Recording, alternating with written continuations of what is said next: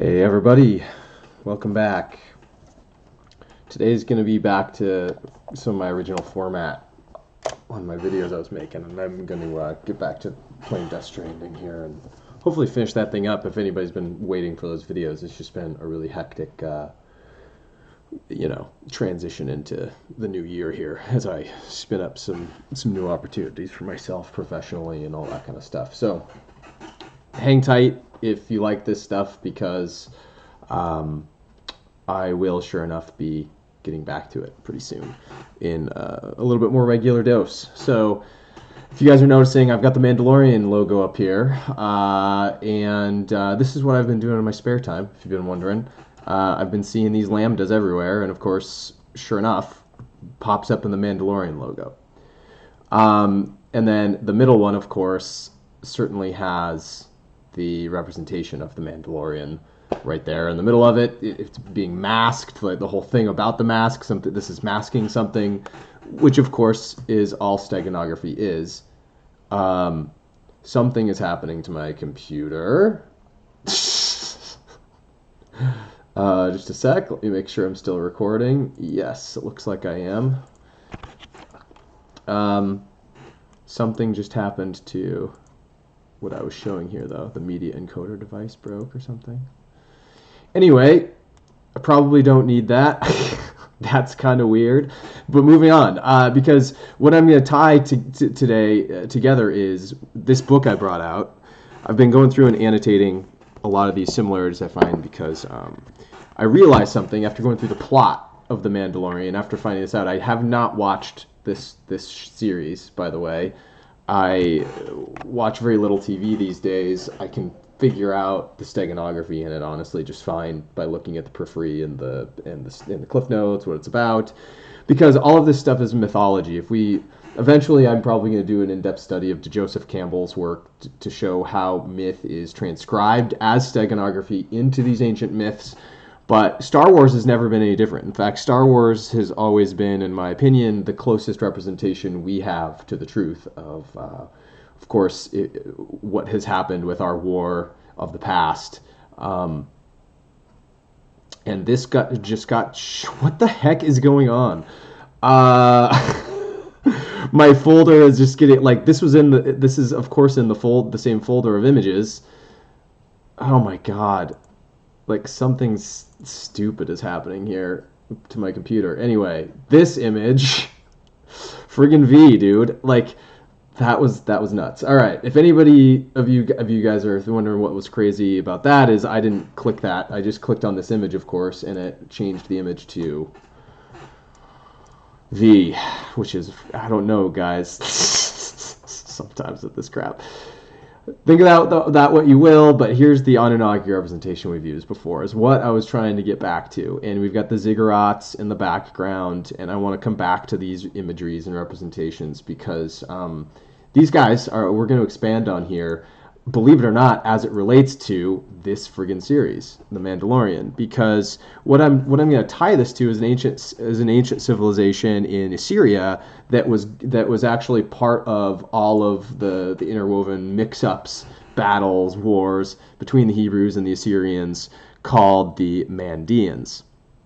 And the Mandean story is one that matches I'm not going to go into the whole story of Star Wars here. Everybody's probably knows enough about the Jedi collapse, the Jedi Order's collapse in the first 3 series, the rise of Darth Vader, all that stuff.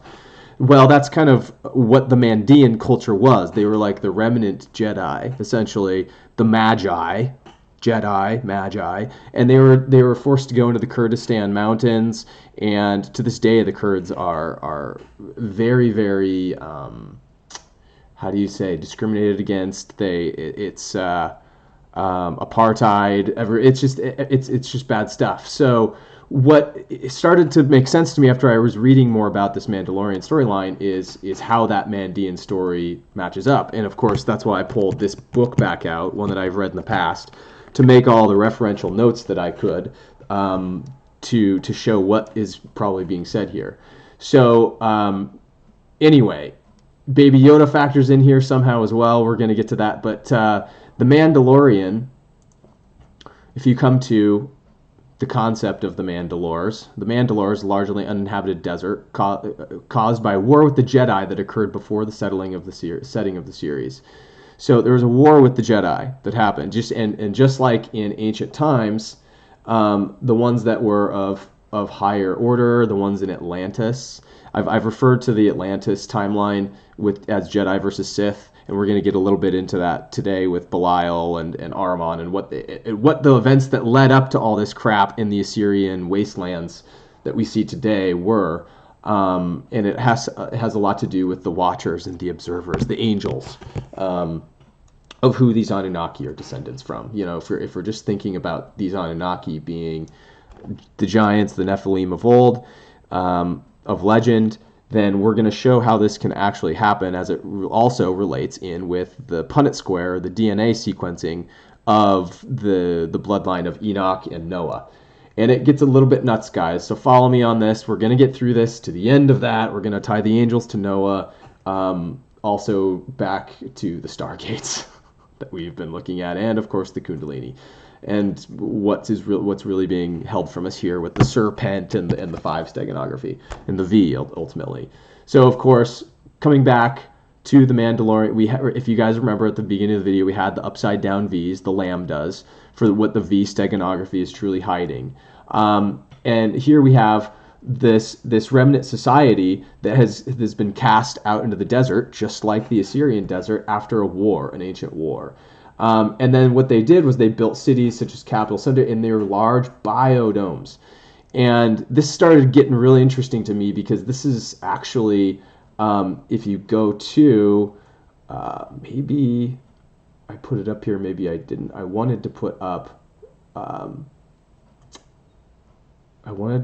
the representation of the Garden of Eden, but I don't know if I actually found one of those earlier today. But the Garden of Eden is much like the Hanging Gardens of Babel. I'll just bring up this Tower of Babel photo real quick, because there's like an artist representation of what the Tower of Babel looked like, reaching up to the heavens, where to mimic what type of tower structure was going on with the Garden of Eden, because we're also going to get into how Noah's ancestor Enoch transcended the 7 levels of heaven and gets through all this stuff. So that's coming, but I thought I would reference this biodome thing, because also what we also have been looking into is Buckminster Fuller's sacred geometry work, and all of the different structures in which he built these same types of class. What else we have in here is the large desolate planets with the cube-like buildings, just like we see, of course, the cube-like buildings here with the ziggurats. Nothing like it before they were here, but all of a sudden just came out of nowhere. And then the Clone Wars, which was interesting because that's what the whole story of Adam and Eve is all about. This cloning technology that was used by these fallen angels, and that we're going to go into in this book, that basically shows what our civilization was all about from the get-go. We were genetic experiments, at least white people. You can say that, right? And so we're actually gonna reference a couple of YouTubers today as we go through this too. Nine Nanya, we're gonna go back to a Cliff High concept. But to fast forward to some of the concepts, I'm going to affirm and just give the cliff notes of Andrew Collins' book here, From Ashes to Angels, The Forbidden Legacy of a Fallen Race. Going back through this, I read it originally, I think like last year. This is when I actually went through this for the first time. And so it's still pretty fresh in my mind. I was able to go back and make some of these notations in here, asking a lot of the questions with these edits in history and more clues that tie the Essenes and Jesus Christ to what the what the Kabbalic structures of the science was back then. It just lends more credence to some of what we consider as our amnesic past. And I mean that in a way that suggests that at least today people on this earth have amnesia, and a relatively large amount of it. But what I'm going to point to in this book mostly is this concept of Noah and his family and the resplendent one of Noah, because this is where the whole story starts to get conflated a little bit with our relationship with these Shining Ones, or the L, or the Anunnaki, right? And it's one of DNA manipulation. If we go back and look through the ancient texts, Andrew's not the only one that's gone through and looked at the Garden of Eden. But the best way I can describe the translated story of Adam and Eve to work out for you is the rib is in Hebrew using, of course, all of the work with Mara Biglino and Nine Nanya. I can reference their work if you would like to go through that stuff, but I already did the videos prior that we went through all that stuff in depth. If you look into the texts further, it's the translation of the removal of the rib bone, for instance, is DNA splicing. Okay? Angels are simply, in terms of what the Hebrews called watchers, observers. All right? These guys are not anything of these seraphim, cherubim looking things, most likely, but they symbolized birds in some way, and so the feathers were a big theme of this. And Andrew goes into great detail in his book to describe all of this with contextual detail. We're actually going to go through a fair amount of it. I'm just kind of lobbing you guys a little bit of a preamble, because I'm really attempting to cover a lot in a little bit of time here, because I won't have a ton of other time this week to cover it.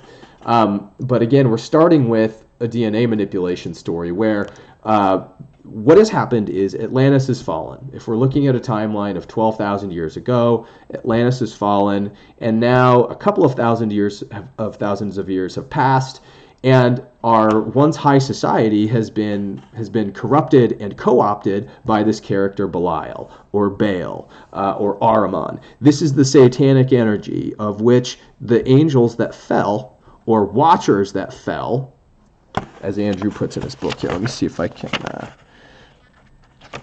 I think one of the first passages I had to share here. Yes, the serpents that walked. Part of the answer lies in the fact that there seems to be a clear overlap between the story of the fall of the Watchers and the account of the temptation of Eve by the serpent, as portrayed in the book of Genesis. Since this is such an important subject in our quest to understand the origin of fallen angels, it would be worth recalling exactly what happened in that day in the Garden of Eden. Adam and Eve, the idealized first man and woman in Christian, Islamic, and Judaic mythology, live in a state of innocence and grace within the garden until the serpent of Eden questions God's authority by telling Eve that she will not die if she eats the forbidden fruit of the tree, which is in the midst of the garden. For it says, God doth know what that in the day thereof, then your eyes shall be opened, and ye shall be as gods, knowing good and evil. And be as gods is in reference to, of course, being as of them. And of course, this is terrible. I don't know which photos are getting deleted and which ones are staying, but my goodness, I certainly need to bring these back up for reference. Sorry about this, guys. We lost this one too, the one that we had up. Don't need two of those. But anyway. We'll get to them, I guess, if... I do need to reference... sorry about this. This one, for sure.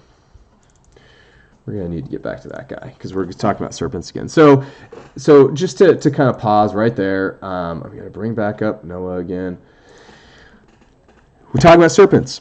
We're talking about the knowledge transfer happening, and that the knowledge transfer will not kill the people. But the knowledge transfer, unfortunately, is the corruption of all. It's the materialism. What happened is prime direct. If you're looking at this in terms of something that you can translate, I actually found a wonderful article on the Watchers and the observers in popular culture.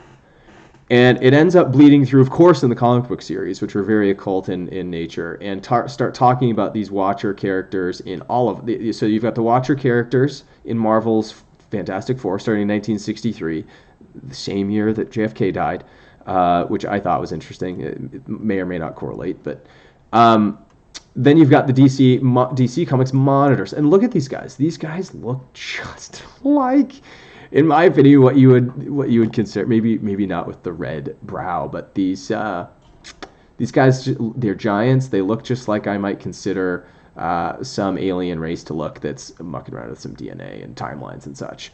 But you start to look at the Watcher as people with powers and abilities beyond any of us and have godlike power. Do you know what he can't do is interfere with us? So here's where you start to see these corollaries between things like Star Trek and the Prime Directive. And that if you've seen enough Star Trek, you know that once you're a spacefaring race, there's this dictum that you, as the spacefaring race, cannot and should not, and are compelled not to interfere with other races that have not achieved the same level of technology that you have. Now, what is happening here is that the Watchers who were observing Earth, what happened is it seems like, even in the times of Atlantis, this energy was trying to be hijacked by this guy Belial. If you can think of just one of these guys going rogue and saying, "Okay, I'm not going to be a scientist anymore," because what is a watcher or an observer or a scientist, but one who watches and observes patterns, pattern recognition, puts that into practice, into a science, into a hard science, that's a scientist. So you can infer that these Watchers, these serpents that walked, these guys had knowledge. That's what the serpent solidifies us, not a snake necessarily. The serpent is represented by the Anunnaki. They aren't snakes themselves, but represented by the knowledge of the serpent, to be the five, to know the secrets of the five, the secrets of man, the number of man. And so what we're learning here through some of this modern day steganography is part of the truth. We're being fed the story, guys. It's truly what I believe. I don't know who the heck is at the head of these organizations, because I hate Disney. I think it's abhorrent how much agency they have over the minds of people's minds and people's entertainments. They're just creating bad memes with all of this stuff, and maybe not the Star Wars stories, I should say. I think the Star Wars stories overall have done a lot more good than they have harm, because they do tell a lot of this secret history of the Earth within a construct of it. I just wish that people didn't think it was science fiction. And we can go into the exploded planet of Alderaan as it relates to the exploded planet in our solar system some other time. I think it might factor back in here too. But it's really important for us to understand that our story is a story of DNA manipulation by these guys that came down and messed with our DNA and caused a bunch of unrest on the Earth after Atlantis fell, because our high society, one can presume, especially from the Edgar Cayce readings especially, was influenced by these scientists. There's evidence that before we fell, potentially, and this is what I suppose, is that Belial started separating the factions. For the Law of the Order of One in Atlantis, these were like the Jedi of their time rather than the Sith. And Belial represents like the Sith character. And all of a sudden, you have this fracturing of the Jedi versus Sith, and war breaks out. And you can think of Atlantis sinking as the consequence of this war, and maybe these scientific watchers that are above us, it is said that 200 of them, and we'll get into that in this story, rebelled down with Belial. Also, Belial is just a synonym for Satan, for Lucifer, for any of these energies. Ahriman, it's all the same rebellion. 200 of these guys rebelled against the other scientists, let's say, and went down and messed with women. They not only messed with the genetic manipulation via experiments, which is what it's saying about the rib bone here, but they created abominations, and that's where the Nephilim giants come from, and all of this. So that is to say that the Savior character, kind of like the Anakin Skywalker of his day, like the midichlorians are resplendent in him. Noah is born with this DNA intact, and so according to Genesis, we're not going to get into the Noah stuff yet. We're still on Eve, and according to Genesis, so informs us that Eve saw the fruit of the tree was good for food and pleasant to the eyes, and that it was a tree to make wise. So there it is for the knowledge, right? And for the heinous crime against mankind, the serpent is then cursed by God above all cattle and above every beast of the field. Above thy belly shalt thou go, and dust shalt thou eat all the days of thy life. So God, as represented here, is actually the scientists that didn't rebel. So all it's saying here is the scientists that didn't rebel, that did not go against the prime directive, they cast out the ones that did rebel. The serpents, the ones that gave all of the knowledge to humans way prematurely. They instigated a fall. We were falling already. It was thousands of years after Atlantis had fallen. We were a weaker society, and our psychic abilities were much lower, right? If you're going back to the descendancy of staying in the material. And what we've talked about, of course, with if I can get back to I always forget where I put that friggin'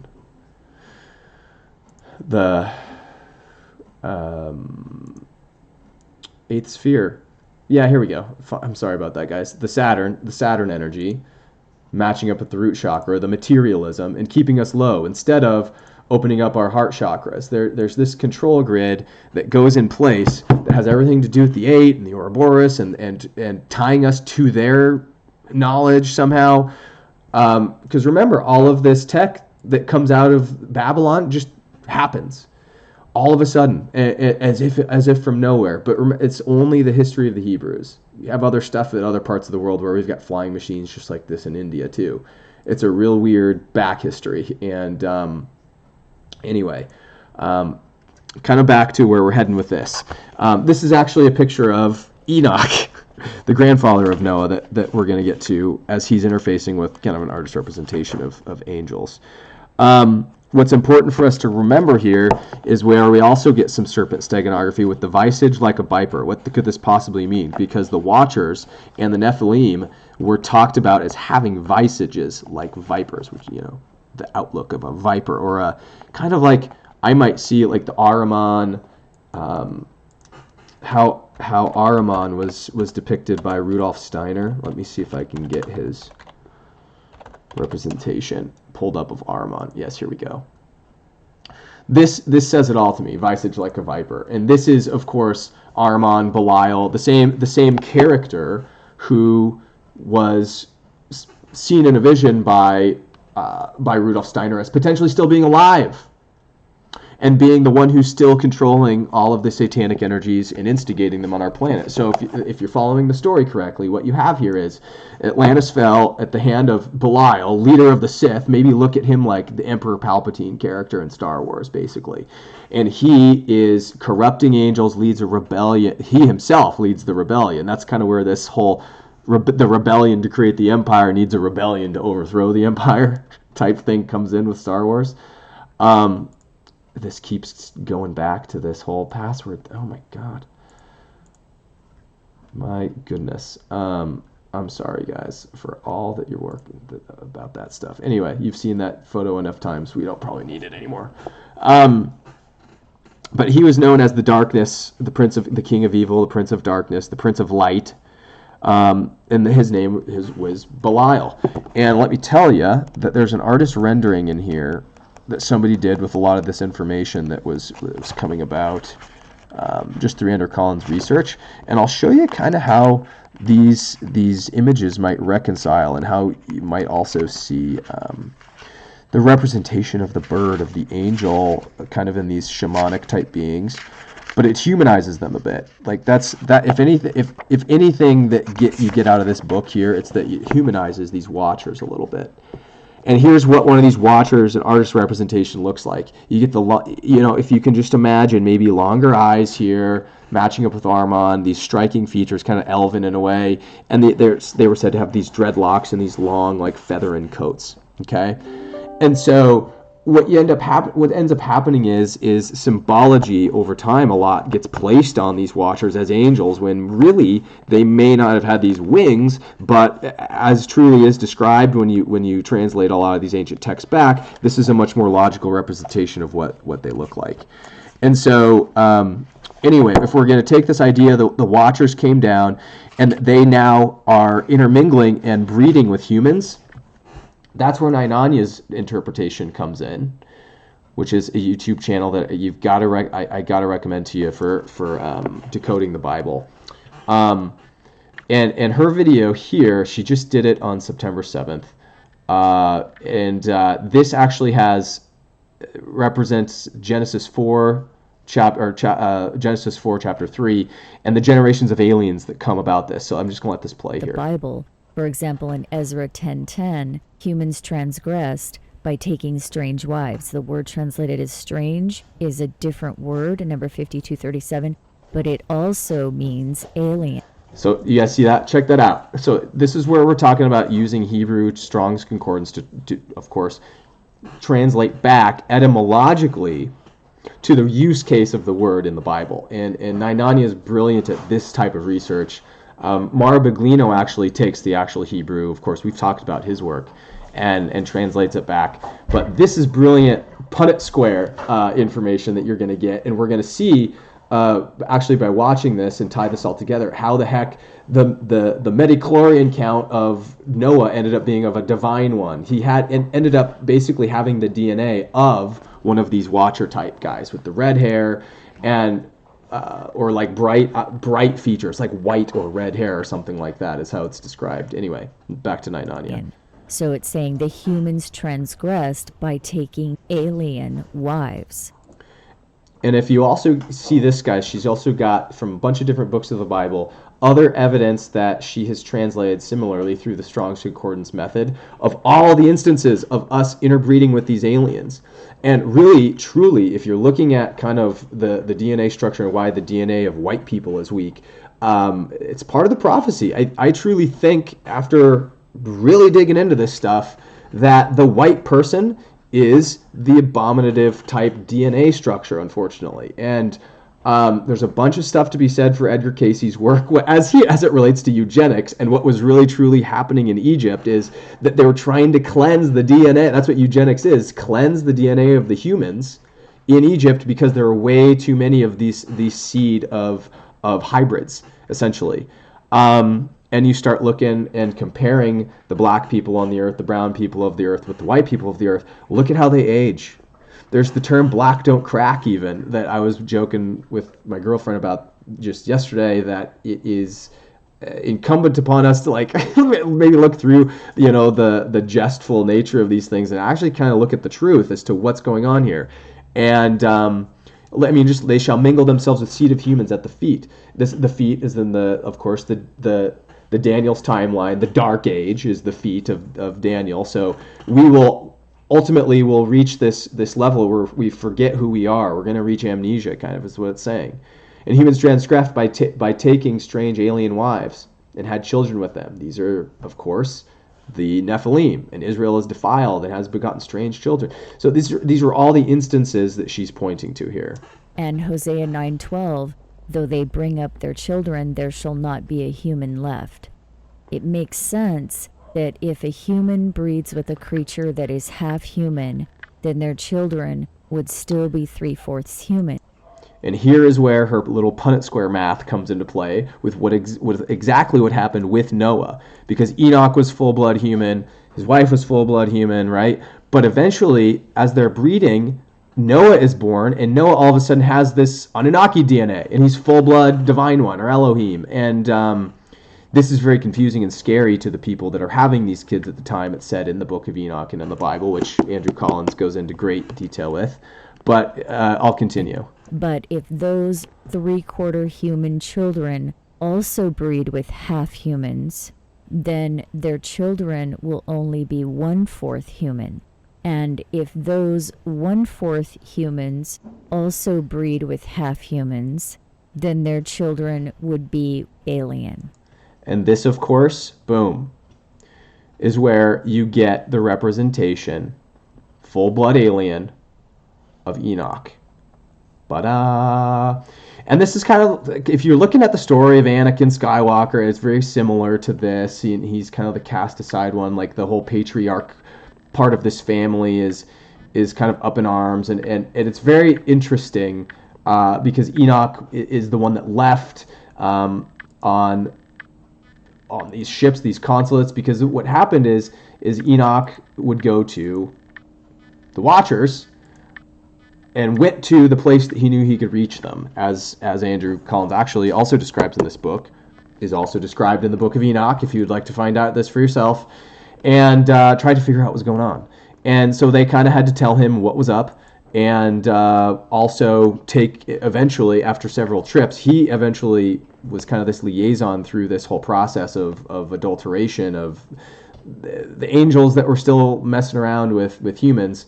By the way, I don't picture the angels or fallen or ones or watchers to look like this. This is kind of a weird artist representation, but I only show it because it kind of shows a really alien-looking spacecraft up there, and I do kind of identify with that vision of what things were happening. So, as Enoch is kind of the absent one trying to figure all this out, I don't know how often he was at home. I often wonder how often was Enoch actually at home when he wasn't, being this liaison to the aliens. But this ends up being what Noah was in terms of a pure blood. It wasn't a pure blood alien. So this has a lot to do with why he was selected by the other god aliens, the non-fallen watchers, the observers that were doing damage control from the ship above, so that Belial and his, idiot followers didn't mess things up too bad. So as long as each generation breeds with the hybrids, then eventually the humanity is completely bred out, just like Hosea said. There you go. And this is when the humanity is bred out. This is where lines in the Bible. I'm gonna. I forgot what quote it was about, bellies of dust Bible quote. I'll have to look up, because this actually is prophecy. Honestly, I don't memorize Bible quotes very. Genesis 3:4. So it says, and the Lord said to the serpent, because you have done this, cursed are you more than all the cattle and more than all the wild beasts, or on your belly you shall crawl, and dust you shall eat all the days of your lives. We just read that one. But it's wombs maybe will be as dust.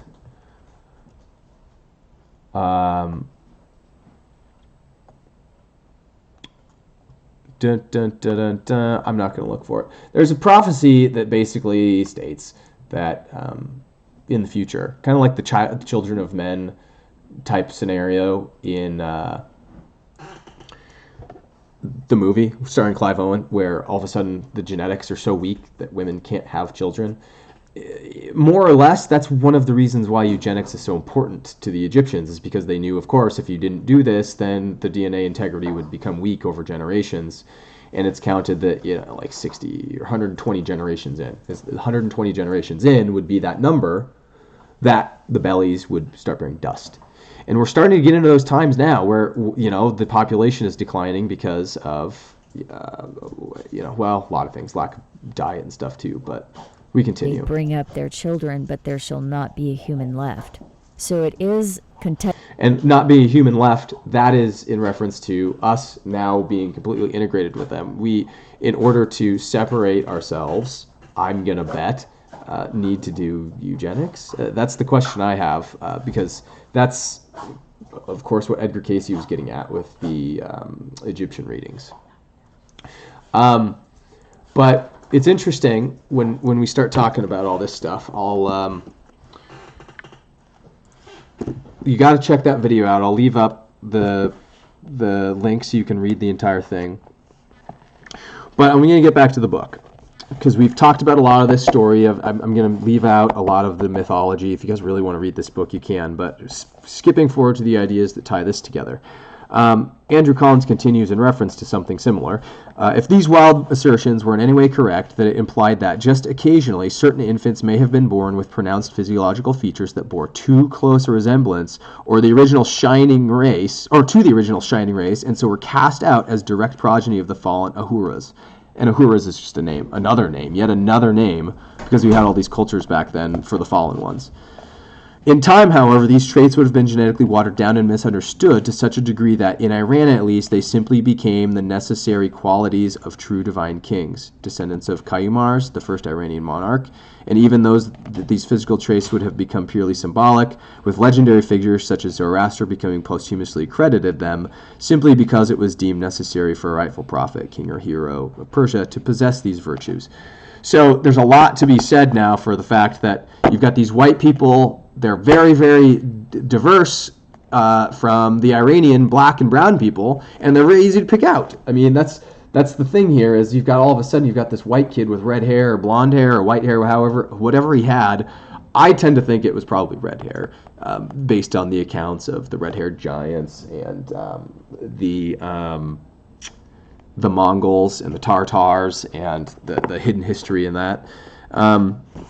But it also goes on to say, much later Christian and Islamic iconography, the design countenance would have been seen in terms of the halo or nimbus depicted around the heads or angels. So eventually they started accrediting the divine ones, the resplendent quality of these people that were enlightened, and they of course do this in Roman mythology with Christ.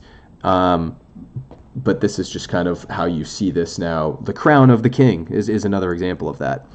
While its original meaning may have been lost, well, I actually just think it means high midichlorian count. I think that's, technically speaking, if we're also talking about the Star Wars tie-ins here, I just think, this just means high midichlorian count. You're spiritually in tune. You're one with the ether or the far. Because the far is another concept explained down here that we're going to get to that these magi or Jedi dealt with. The best example of this style of art provided by Christ himself, which we've got up here, who's often portrayed in the nativity scenes welcoming the three magi, the three Jedi, with a shining radiance as brilliantly as if covered by phosphoretted oil. So, is it possible that Jesus had such a high midichlorian count because he was chosen by the angels, if you remember, but for Mary to be his mother? Was there a genetic cleanliness component to Mary and all of the eugenics that her Essene ancestors had done to get her womb to the point that Christ that Jesus could manifest as the Christ in her? Well, this is my supposition anyway. I think Noah and Jesus at least have similar DNA structures. Jesus was a much, more influential person in general. But anyway, little could have been known, But so such as beautiful constants were once a sign of the shining angelic race, the fallen, or the Watchers, then did this imply that the royal far bestowed upon the legendary kings of Iran had some basis in reality? And this far is a concept that is a lot like the Force, right? So if we're talking about midichlorian count and how Jesus as a baby, it was probably just like this, and the Magi, the Jedi that saw him, came to him underneath the astrological sciences, saw maybe in their mind, like Yoda used to meditate on things that were happening. Like, you wonder how they found him, right? I don't, because I think that I know for myself that they were meditating on when and where and how this is all happening, and the Force guided them there, right? The far, the ether. Anyway, that's kind of how this all leads into the genetic piece of it. But back kind of to where we started the video, remember, we started it with the Mandalorians and how we're tying the Mandeans with this. Because if the Mandeans and the Magi, like the book says, are the same, then they were scattered to the wind. And their story was almost lost. And so you get these hermits like Yoda and Obi-Wan Kenobi, and like very few of them surviving.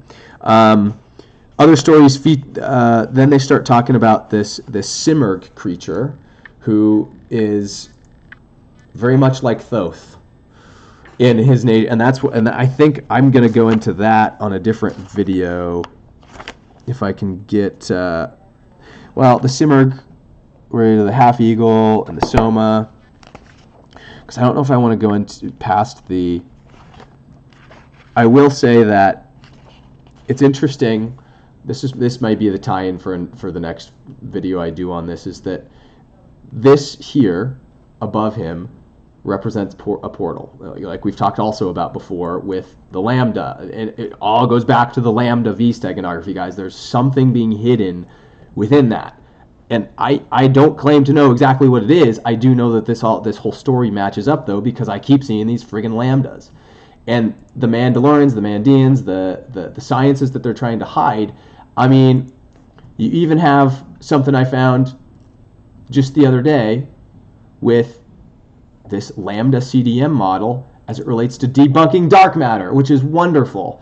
But to remind you that this also pre-exists as a portal, and it looks pretty similar to this, I'm gonna guess that there's some piece of technology with the Lambda Steganography relating to space travel, relating to I shouldn't say anti-gravitics because gravity is just an anti-field. I should probably say electromagnetism induced travel. But Cliff High, as he's describing the dielectric universe in his latest interview with Rex Bear, I wanted to point out what the guy drew on the board here, if this thing will ever load up. And I'll link this in the description too. This was actually done synchronicity with JFK's day here, JFK's death, the 66th anniversary of it. They did this video. Oh my goodness. This is just... that looked like... There we go. So this is the symbolism that he's talking about the Nemo, the creator race, making in terms of all of this ancient stuff that we're looking at. Wow. You know, that past, our planet was visited by aquatic people called the Nemo. And here he goes. Traveled interstellarly in spaceships that were physical matter filled with water that went through interstellar media because they had ahead of them, out in front of them, a giant liquid copper engine that looked like something like this when it was in operation. All right, guys. So you see what he's saying with the technology of the port. It's almost like this is the symbology of the portal. It looks like a Stargate too, right? Like, check that out. Looks just like a freaking Stargate. The circle with the ramp leading up to it, and you go to Thoth. This symbology is represented all the time with Thoth. Okay, so there's something to this ancient science. Thoth is also this benevolent scientist who's trying to correct, it seems, for a lot of the effed up stuff that the Watchers have done over the last few thousand years. By the time he's in the Hermetic picture.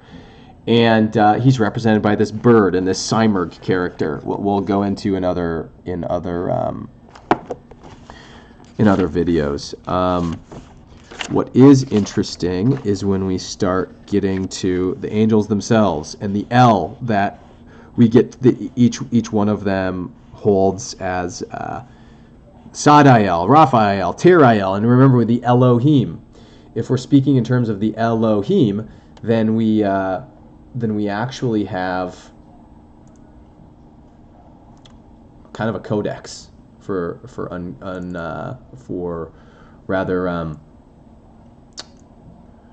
decoding it.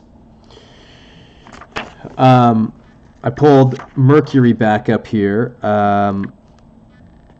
because I think it's going to be one of these other ones. Oh, yes. It was the other one. So, the tree of all seeds, the tree of all remedies, is the tree of good and evil, the tree of knowledge. And we've been looking in terms of the Hermetics. Hermes, Mercury, is represented by that, and what the science of the serpent is. And you've got even the angel wings on here. It's like the science of the angels, if you're thinking about this. And the messenger god of Hermes is to communicate, because Hermes is all about communication and messengers. And so what Hermes is all about is communicate the secrets of the serpent to the race. And if the race knows it, they can be totally activated, right? And boom, they can become like of heaven, which is always symbolized by these wings. Also why the Watchers misappropriately get symbolized as actually having wings. because we look at them in ancient times as having already achieved this state and descending into heaven to help us. It wasn't actually help, though. It was interference because of the interference of the prime directive, you see. So this is all very, very important for us to recognize, but this is the thing that is the secret of everything, and that's what the Kabbalah tree is. And to access this too soon, there's some stuff around the image that Nainanya gets into that we won't really get into too much. But the Mandalorian stuff is probably don't have to go too much deeper into the Mandalorian stuff. Like that's basically everything we've talked about is kind of already what we've discussed, and so going through and getting those passages back out won't really do us a ton of good because we've already done our job to kind of tie this together. And they've even got like this baby Yoda, which kind of in this whole series, which represents the enlightened path, and like in the Dark Ages, everybody's after this guy. Apparently in the show, everybody's after like trying to kill this baby, and he's not really a baby. Apparently he's like 50, but he's of Yoda's race, and he represents like the pure DNA, I think, of spirit. I don't know, of spirituality. Maybe I will have to watch this series somehow. Even though I'm kind of against signing up for Disney services, but I'll leave you guys with that and some stuff around Christmas. I need to how this all wraps up is the Romans end up picking this stuff up eventually, and we'll wrap the video up with some of that Christmas stuff. But before we go, there's this new article that came out that is debunking dark matter. Just came out on December 3rd. I'll link this in the description too, by Robert H. Sanders, and he goes on to describe the dark energy cold matter paradigm, which also is Steganographized with lambda. Almost like everything else. So dark energy is Steganographized with lambda, basically, is what you're seeing here, which means it's a trick. It's the lie. It's the dielectric universe that's the real math, and lambda has everything to do with it. And it's gained widespread acceptance because it explains the patterns of anisotropies observed in the cosmic microwave background radiation, the observed distribution of large-scale inhomogeneities in detectable matter, and the perceived overall expansion history of the universe. So again, to read that in just like layman speak, all they're saying here is that the dark matter paradigm has always been the only thing that's been able to explain the cosmic background radiation and all of these things with, the typical Newtonian science, which isn't actually all bad, but the really incredibly bad age of scientific materialism and that of Albert Einstein and such. So it says, it is further assumed that the cosmic dark matter component clusters on the scale-bound astronomical systems and thereby accounts for the observed differences between the differently detectable baryonic mass and the total Newtonian dynamical mass. In this respect, the paradigm fails. It is falsified by the existence of a simple algorithm, modified Newtonian dynamics, which explains not only general scaling relations for astronomical systems, but quite precisely predicts the effect of gravitational acceleration in such objects from the observed distribution of detectable baryonic matter. All of this blah, blah, blah. Essentially, what they're saying here, guys, to just break us down again, is that it's only been assumed that dark matter is a component. He actually emphasizes this and says assumed that dark matter has been the component of this expansion of the universe. We know how the sacred geometry of the universe works because of all the work that we've done with Buckminster Fuller, I've taught, and all of the stuff I've pointed toward Samuel Warren Carey as he pointed it toward the actual Earth. All he's saying here is that Newtonian dynamics, this dynamical mass, gravity is not a constant. In fact, it doesn't work outside of our system. But when you type in modified Newtonian dynamics, or MOND, which is this new kind of way of looking at it, you can see that it is on this paradigm. And gravity becomes a product of acceleration in the dielectric universe, rather than it being a force that's acted upon on anything, which totally, of course, irrefutes anything in that paradigm, especially the dark matter. So this is a wonderful paper. If you're kind of minded like this, great. It's pretty tough to digest after the introduction. It gets kind of into what the modified Newtonian general predictions equate to us and blah blah blah. But it's just more evidence, I think, that there's something going on with the V steganography, lambda steganography, and that lambda being, the truth, V being the lie, and getting down to the bottom of all of this. Well, as far as I can tell, at least, that's what I have come to look at. Because if we go back to lambda, it's electric field measurements, indicates linear charge density, right? It also indicates radioactive decay and the number of offspring that would be generated from a current population each generation. I thought that was pretty interesting because of the inception point for the DNA that we've been discussing. So anyway, I want to wish everybody a Merry Christmas. And before we do this, unfortunately, we're going to go through some other stuff as it relates to Saturnalia, which I've brought up in the past, but I want to go into a little bit deeper here as it relates to stuff I've talked about also in the past. Santa's dressed like a shaman. Santa is a shaman. He gives these mushrooms. Mushrooms get placed on the tree. That's what ornaments originally were. Blah, yada, yada, yada, right? What a lot of people don't realize is that the evergreen fir trees and the pine cone represent the hijacking of your pineal gland, okay? The serpent, the pineal gland, they always reach for the top if you're looking at the Kundalini structure. And it's no different than a lot of the other stuff that we've looked at ourselves. So what is happening is we are basing everything in materialism. And true, that's why you put the angel on the top of the tree too. You ever think about that? Where these angelic fallen angels were, they basically hijacked our pineal gland and prevented somehow the natural progression of evolution through things. This is kind of what Saturnalia is a holdover from. And, Asherah, Ra, this is the fire, right?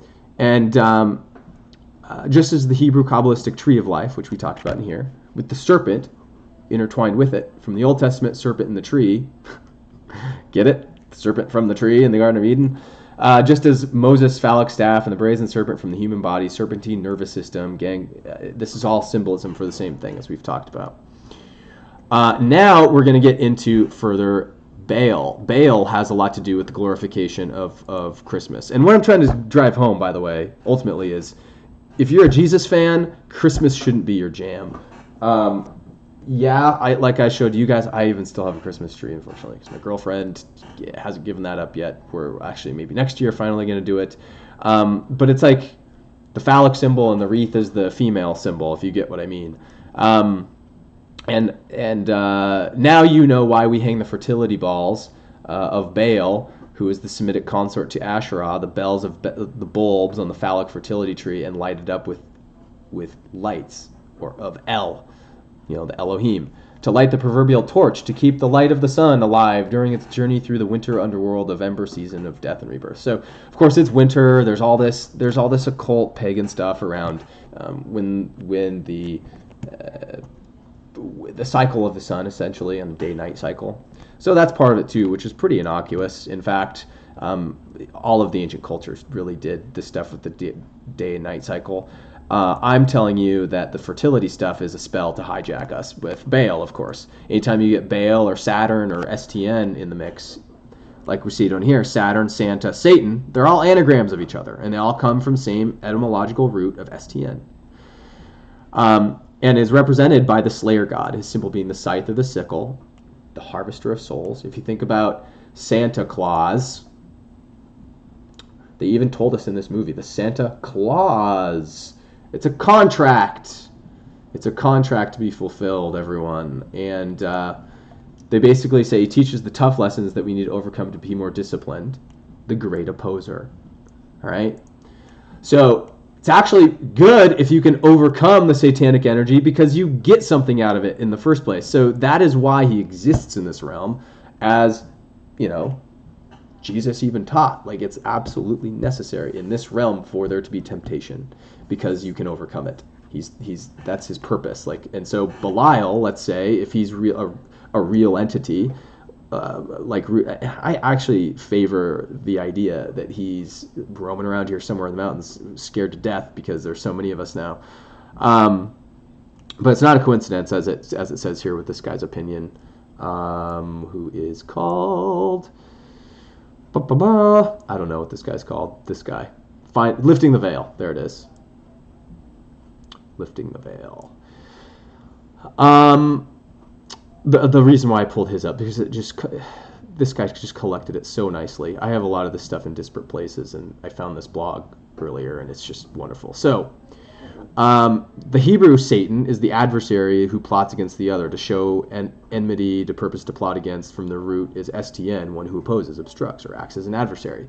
So all this stuff is here, guys. And if you're looking at, like, you better watch out, you better not cry, you better not pout, I'm telling you why, that whole thing, that has to do with this fable, Krampus. And, of course, the Roman Saturnalia, whatever, this caricature of Kronos, essentially, which is also kind of the Santa character, the Satan clause, the selling of your soul, like, to Satan. And if you're good, right, then what does it say here? Krampus is a horned anthropomorphic folklore figure of Pan. You guys know Pan's Labyrinth. And Faunus, who during the Saturnalia season comes for the children who have misbehaved and carries them off to hell, in contrast with St. Nicholas, who rewards the well-behaved children with gifts. And as he goes down here, it's a good cop, bad cop routine to steal the children. And both of them are in on the joke, just like the Catholic Church is in on it. They're the pious ones, but they're in on the pedophilia, right?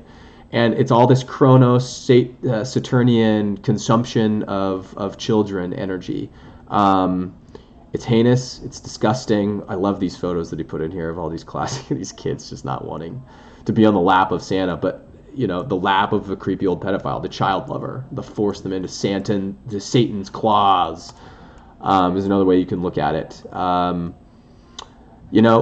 Unfortunately, guys, none of this is coincidence. I mean, this is all stuff I would like everybody to kind of be aware of as they celebrate Christmas and maybe into the future. And if you like this guy actually does a 4-hour-long job of explaining the serpent and the Kundalini. Also worth a watch that I'll include. For now, I think that'll do it. I think I might show you guys a couple of things just in terms of Florida Maquis' channel too. Again, follow his work always.